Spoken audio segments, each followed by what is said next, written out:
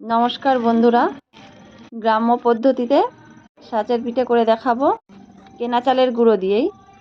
চলুন রান্নাটা করে নিই।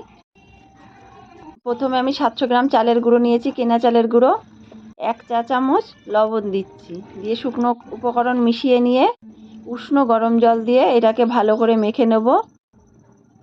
প্রথমে 10 মিনিট অবধি মেখে নেব, তারপরে পরিমাণ মতো জল দিয়ে এই যে লেয়ার এরকমভাবে দেখে বুঝে জল দিয়ে মেখে নেব, নিয়ে ঢাকা দিয়ে রেখে দেবো আধ ঘন্টা মতো। তারপরে শাঁসটা আমি গ্যাসে বসিয়ে দিচ্ছি, দিয়ে ভালো করে গরম করে নিয়ে সুতির কাপড় নেব কিছুটা ছিঁড়ে, নিয়ে তাতে সর্ষের তেল দিয়ে ভালো করে শাঁসটা মুছে নেব, নিয়ে ব্যাটারটা দিয়ে দেবো, দিয়ে ঢাকা দিয়ে রেখে দেবো মিনিট 5-7 মতো। ঢাকনা খুলে দেখুন হয়ে গেছে।